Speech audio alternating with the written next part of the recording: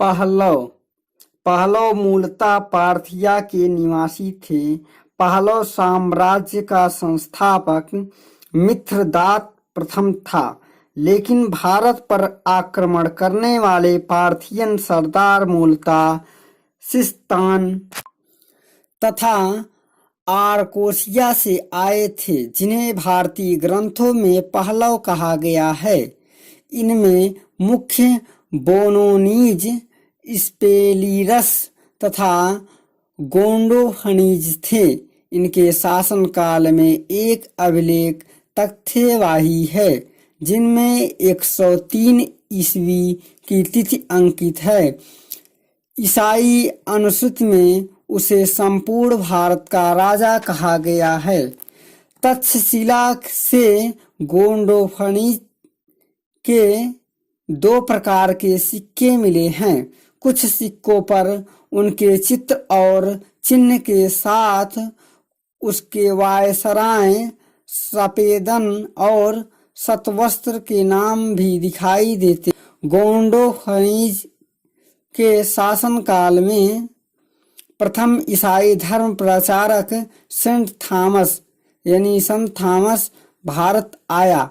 कालांतर में Saint Thomas की मद्रास के समीप म्यालपुर नामक स्थान पर हत्या कर दी गई। म्यालपुर नामक स्थान पर ही सेंट थॉमस की हत्या की गई। अब है चेदी वंश। मौर्य साम्राज्य के पतन के पश्चात कलिंग क्षेत्र में चेदी वंश का स्थापना हुई। इस वंश का प्रतापी राजा खारवेल था। उदयगिरि पहाड़ियों की जैन गुफाओं से प्राप्त हाथी गुफा अभिलेख में कलिंग नरेश खारवेल की प्रशस्ति उत्कीर्ण है। यह अभिलेख प्राकृतिक भाषा में है। खारवेल ने नंद वंश के शासक द्वारा तोसली में निर्मित नहर का राजधानी कलिंग तक विस्तार किया था। इक्ष्वाकु वंश। ये सातवाहनों के सामंत थे। इस वंश का संस्थापक श्री शांतमूल था, जिसने अश्वमेध यज्ञ किया था। ये कृष्ण गुंटूर क्षेत्र में शासन करते थे। इसके उत्तराधिकारी वीर पुरुषदत्त ने नागार्जुनीकोंड के प्रसिद्ध स्तूप का निर्माण करवाया। 3वीं शताब्दी के पश्चात इसका राज्य कांची के पल्लवों के अधिकार में चला गया। अब हम जानेंगे कुषाण साम्राज्य। मौर्य साम्राज्य के पश्चात भारत में कुषाण साम्राज्य ही ऐसा पहला साम्राज्य था जिसका प्रथम मध्य एशिया, ईरान, अफगानिस्तान तथा पाकिस्तान तक था। कुषाणों के विषय में हमें महत्वपूर्ण जानकारी चीनी स्रोतों से मिलती है। इनमें हान वंश का इतिहास प्रमुख है। पानकू ने एन हानसकू में तथा फान ए ने हाउ उनसू में क्रमशः 206 ईसा पूर्व से 24 ईसा पूर्व तथा 25 से 125 ईस्वी तक के इतिहास का उल्लेख किया है। कुषाण कालीन अनेक सिक्के तथा कुछ अभिलेख भी उनके विषय में जानकारी देते हैं। बैक्ट्रिया में चीनी राजदूत चांग किन ने यूची जाति के दक्षिण पश्चिम की ओर प्रवास का विवरण लिखा है। इनके अतिरिक्त नागार्जुनकृत माध्यमिक सूत्र तथा अश्वघोषकृत बुद्ध चरित से भी कुषाणकालीन व कनिष्क से संबंधित महत्वपूर्ण जानकारी मिलती है। महत्वपूर्ण तथ्यों में सर्वप्रथम स्वर्ण सिक्कों का प्रचलन बिम कर्डफिसेस ने कराया था। बिम के सिक्कों पर उत्कीर्ण चिन्ह पूर्णतः भारतीय है, जैसे शिव, नंदी, त्रिशूल की आकृति। उसकी उपाधि भी महेश्वर थी। कनिष्क के स्वर्ण सिक्के तौल में रोमन सिक्कों यानी 124 ग्रेन के बराबर था। वासुदेव कुषाण शासक के एक नए प्रकार के सिक्के का उल्लेख है, जिसके पृष्ठभाग पर शिव का हाथी के साथ चित्रण किया गया है। सभी कुषाण राजाओं के सिक्कों के अग्रभाग पर ईरानी वेशभूषा में शासक की आकृति तथा उपाधि के साथ उसका नाम उल्लिखित है। दिव्यावदान में तैलिक चक्र पहिए का उल्लेख मिलता है। कुषाण वंश का उदय। कुषाण यूची जाति की एक शाखा थी। चीनी इतिहासकारों के अनुसार जब आधुनिक चीन के सीमांत प्रदेश में स्थित खानाबदोश यूची जाति को 165 ईस्वी पूर्व के लगभग हिंगनू नामक बर्बर जाति ने पश्चिम की ओर खदेड़ दिया, तो आगे बढ़कर यूची ने इल तथा उसकी सहायक नदियों के किनारे पर स्थित वुशुन जाति को पराजित किया। यहाँ यूची दो भागों में बांटा गया है। जो भाग तिब्बत की सीमा पर रहने लगा वह लघु यूची तथा जो भाग पश्चिम की ओर चलता रहा वह महान यूची कहलाया। आगे चल कर के इन्हें शकों का सामना करना पड़ा। शक पराजित होकर भारत की ओर बढ़ गए और यूची 15 वर्षों तक इन प्रदेशों में शांति पूर्वक रहे।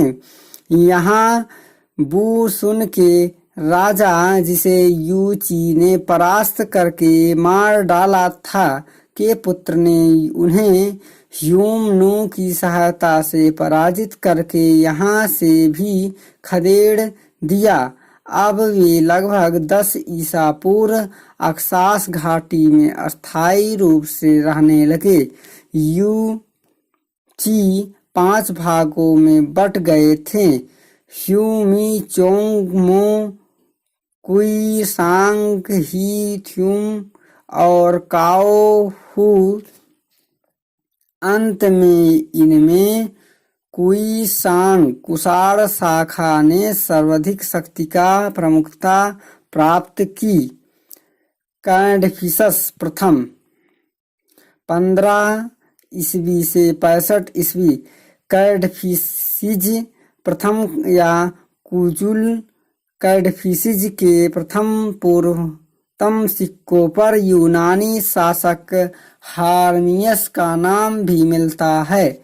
इससे यह प्रतीत होता है कि उसने आरंभ में यूनानी शासक हार्मियस के सामंत के रूप में कार्य कर रहा था।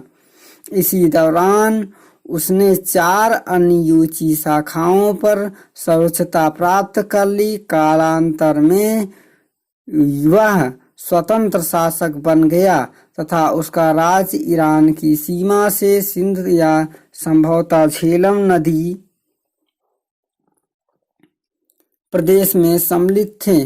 कैडफिसस प्रथम के केवल तांबे के सिक्के ही प्राप्त हुए हैं। इनसे रोम का प्रभाव झलकता है। उससे सिक्कों पर युवांग प्रमुख, महाराज, महाराजाधिराज और सत्य धर्म का अनुयायी आदि उपाधियां प्रयुक्त थी। बिम कैडफिसस यानी 65 ईस्वी से 75 ईस्वी तक। कुजुल कैडफिसस के पश्चात उसका पुत्र बिम कैडफिसिज या कैडफिसिज द्वितीय राजा बना। उसने सोने तथा तांबे के सिक्के चलाए। उसके सिक्कों पर शिव, नंदी तथा त्रिशूल की आकृति से अनुमान लगाया गया है कि वह हिंदू धर्म तथा शिव का अनुयायी था। उसके सिक्कों पर महाराज, महाराजाधिराज, सर्वलोकेश्वर, महेश्वर आदि उपाधियां दी गई हैं। कैडफिसिस प्रथम और द्वितीय की विजयों से चीन, रोमन साम्राज्य और भारत के मध्य व्यापार के मार्ग खुल गए। कनिष्क कैडफिसिस शासकों के पश्चात कनिष्क ने भारत की बागडोर संभाली। कनिष्क के शासनकाल के विषय में व उसके राज्यारोहण के विषय में विभिन्न विद्वानों के मत भिन्न भिन्न हैं। सर्वप्रथम मान्य तिथि शक संवत 78 ईस्वी है। निसंदेह सभी कुषाण शासकों में से कनिष्क सबसे योग्य और महान था। डॉक्टर स्मिथ के अनुसार उसने अपने राज्य के आरंभिक वर्षों में कश्मीर पर विजय प्राप्त की। कनिष्क ने वहां बहुत बड़ी संख्या में स्मारक बनवाए तथा कनिष्कपुर नामक संभवतः वर्तमान कनिष्कपुर ग्राम की स्थापना की। बौद्ध परंपरा तथा श्री धर्मपिटक निदान सूत्र के चीनी अनुवाद से ज्ञात होता है कि कनिष्क ने पाटलिपुत्र यानी हो आंचू के शासक को पराजित करके हरजाने के रूप में प्रसिद्ध द्वितीय अश्वघोष बुद्ध का भिक्षा पात्र तथा एक अनोखा कुट भी प्राप्त किया। चीनी ग्रंथ Yu Yang Tsu Periplus of the Erythraean Sea, तहकीके ए हिंद, मज्म उल तवारीख से कनिष्क के दक्षिणी अभियानों के विषय में पता चलता है। कनिष्क ने चीन से भी युद्ध किया। संभवतः यह युद्ध चीनी तुर्किस्तान यानी मध्य एशिया के प्रश्न पर हुआ था, लेकिन युद्ध में चीन का सेनापति पानचाउ था जिसमें कनिष्क पराजित हुआ। लेकिन संभवतः दूसरी बार कनिष्क ने अपनी पराजय का बदला ले लिया। पुरुषपुर यानी पेशावर उसके साम्राज्य की राजधानी थी। कनिष्क के साम्राज्य की दूसरी राजधानी मथुरा थी। कुषाणों के अधीन भारत की अवस्था। कुषाणों की प्रशासन पद्धति में कुछ विदेशी लक्षण थे और कुछ भारतीय। मुख्य विदेशी लक्षण क्षत्रपों के माध्यम से प्रशासन चलता था। कुछ कर्मचारियों को नाम भी विदेशी थे, जैसे स्ट्रेटेजस सेनानी या सैनिक गवर्नर, मैरिडच यानी जिला न्यायाधीश आदि। सामान्यतः शासन का स्वरूप राजतंत्रात्मक था। कुषाण शासक महेश्वर, देवपुत्र, केसर और शाहानुशाही आदि उपाधियां ग्रहण करते थे। कनिष्क द्वारा देवपुत्र की उपाधि धारण करना यह साबित करता है कि वह अपने दैवी उत्पत्ति में विश्वास करता था। यह उपाधि उसने चीनी सम्राटों के अनुकरण पर ग्रहण किया था, क्योंकि चीनी साम्राज्य भी स्वयं को स्वर्ग पुत्र कहते थे। रोमन शासकों के अनुकरण पर कुषाण राजाओं ने भी मृत शासकों की स्मृति में मंदिर तथा मूर्तियां बनवाई थी, प्रथा का प्रारंभ किया था। इसी प्रकार राजाधिराज की उपाधि यह बताती है कि सम्राट के अधीन कई छोटे छोटे राजा शासन करते थे। सामंतीकरण की प्रक्रिया के प्रारंभ होने के पश्चात कुषाणों द्वारा शाही संभवता तथा शाहानुशाही अस्थायी उपाधि धारण करने से निश्चित होता है। दो शासकों के संयुक्त रूप से शासन करने के प्रमाण भी मिलते हैं। दंड नायक और महादंड नायक पर कुषाण प्रशासन की मशीनरी की कड़ी थे। ग्रामीणों यानी ग्राम का मुखिया और द्वारपालों यानी स्थानीय मुखिया का भी उल्लेख है। कुषाणों ने रेशम मार्ग पर कब्जा कर लिया था। उसने इसे सुगम बनाया। भारत के व्यापारी चीन से रेशम प्राप्त करते थे। प्लिनी इस बात पर अतिशय दुख प्रकट करता है कि रोम प्रतिवर्ष भारत से विलासिता की सामग्रियां मांगते थे। 10 करोड़ सेंटर्स व्यय करता है। मसाला, मोती, मलमल, हाथी दांत की वस्तुएं, औषधियां, चंदन, इत्र आदि का निर्यात रोम को किया जाता था। व्यापार में सिक्कों का प्रयोग किया जाता था। कुषाण के सिक्के शुद्धता में श्रेष्ठ हैं। अब इससे संबंधित महत्वपूर्ण तथ्यों में देखते हैं। पहला है, भारत से मिस्र को हाथी दांत, मोती, नील रंग, सीपियां, कछुए एवं बहुमूल्य लकड़ियों का निर्यात होता था। किस काल में? कुषाण काल में, यानी कुषाण साम्राज्य के समय में। पेरिप्लस ऑफ एथेंसी में इसके लेखक अज्ञात हैं ने रोमन साम्राज्य को निर्यात की जाने वाली मिर्च, मोती, हाथीदांत आदि वस्तुओं का विवरण दिया है। गोल मिर्च पश्चिमी लोगों की इतनी अधिक प्रिय थी कि इसका नाम ही यवन प्रिय पड़ गया। जातकों में 18 प्रकार के शिल्पियों का वर्णन मिलता है।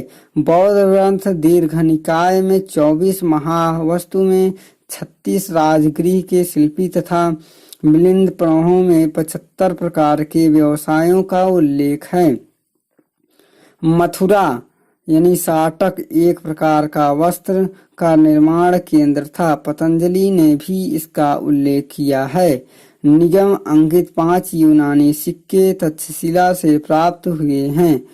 श्रेणियों को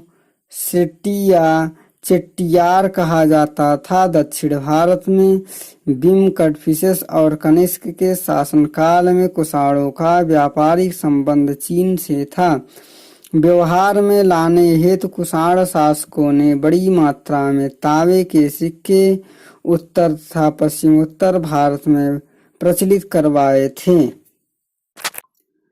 कनिष्क के प्रारंभिक सिक्कों से विदित होता है कि वह पहले बहुत से देवी देवताओं में विश्वास करता था। बाद में संभवतः अश्वघोष के प्रभावाधीन उसने बौद्ध धर्म अपना लिया।